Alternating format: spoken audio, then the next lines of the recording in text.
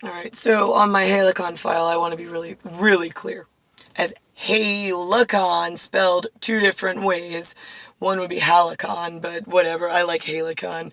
And then spelling it two different ways for the spelling department that thinks that it's in charge of how to spell things in my MI file from around the world as Guardian and as guardianship for galaxy and spacecraft and fabric of space and time equipment, which is not a British thing, nor Queen Elizabeth or Charlie or Prince William or Prince Harry. None of them qualify, nor does an emperor in the Charlie fat boy problem of nuclear. How many did we give them? Oh, 2 fat boys? Right, yeah, that emperor? Right, yeah, no. He doesn't get a fucking say in fabric of space and time. They don't get to learn about it. But here we are with a real fucking problem on our hands, since nobody fucking listens when I tell you the terracotta army of yesteryear is going to be a real future problem when I come around in a pinpoint human calculus program I don't want them learning about, but they're getting you by air, by land, by sea, and fucking Queen Elizabeth protecting her Charlie problem, which I aptly named in the MI files around the fucking world. Not that you idiots could fucking stay true to a goddamn thing in militaries. I mean, I told you they're going to make it by land, by air, by sea, all at once. You couldn't have teams ready on the go in United Skins? I'm just fucking curious. You know that Elizabeth's the fucking main target to take out, nip it in the bud before she has a Charlie heir that then becomes another problem in another territory, and the terracotta army's going to get that much further towards us? I mean, it is like leading the fucking land of the living dead.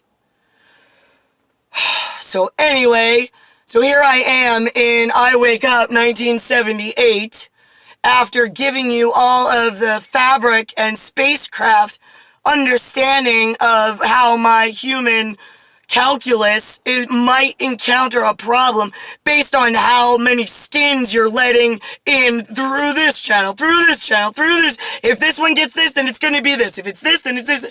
And I try to use my words in order to verify and corroborate my own story, so this way you fucking come for me, being that I'm in Munchausen proxim by subliminal message with life programming with the new medical advancements that you gave via Wall Street, throwing money at fucking Hong Kong and tuning in Tokyo to your fucking head cases and reprogramming you drug addicts, psychologists. Oh, now you're all psychologists. Oh my god.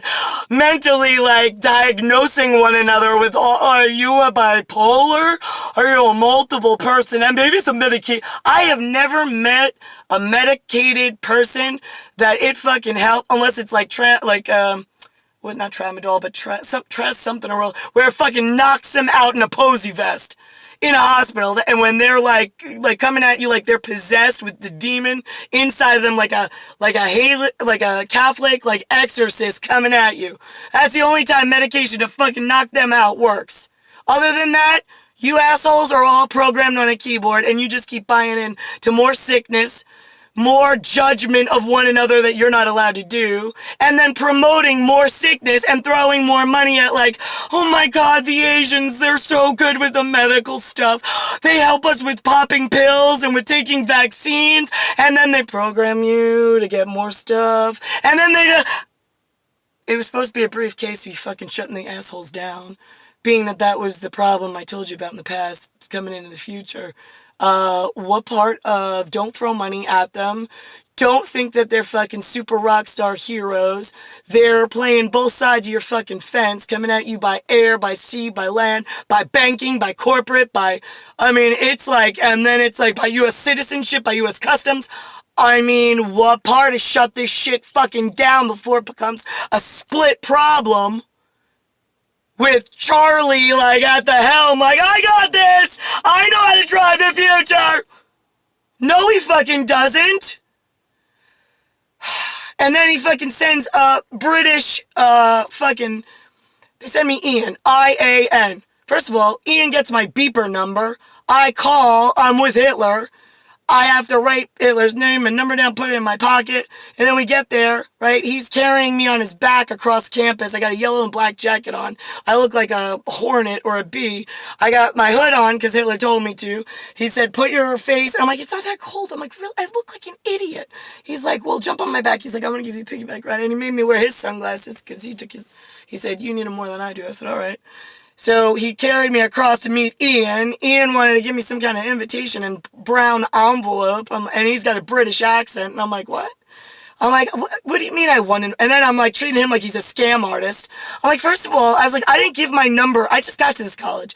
I was like, I didn't give my number out to anyone on campus. Nobody even knows I'm here.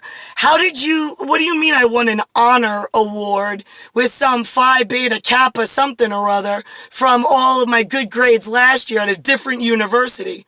I was like, they don't transfer. I mean, I know that records in the Department of Hofstra, they got my transcripts, but they don't just like have an awards dinner for anybody.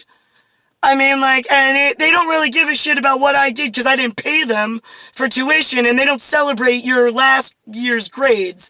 Usually that's on the last year's university. And I'm like, so explain to me how this works again. I was like, can my boyfriend come? And he's like, that's your boyfriend? And I'm like, yes. I said, can he come with me? I don't want to go alone. And he's like, well, really, the award is to honor you. And I'm like, what do you think about this? Hitler. I'm like, you want, should I go? And he's like, and I'm like, well, I want you to come. And he's like, well, it's only for you.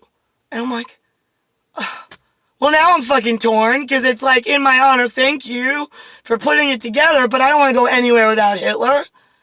I mean, and then they say he can't come. Why not?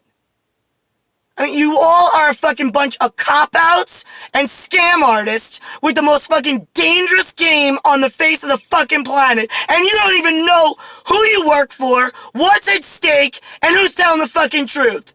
So which one of you assholes is running the future? I'm just fucking curious, because I'm sitting in a car by myself, married to 2 fucking toilet paper, based on a fucking honor award that Ian, I-A-N, from the British Royal, I'm in a consortium, it's got a sponsorship with the Royal whatever, and I'm like, how does that work? What?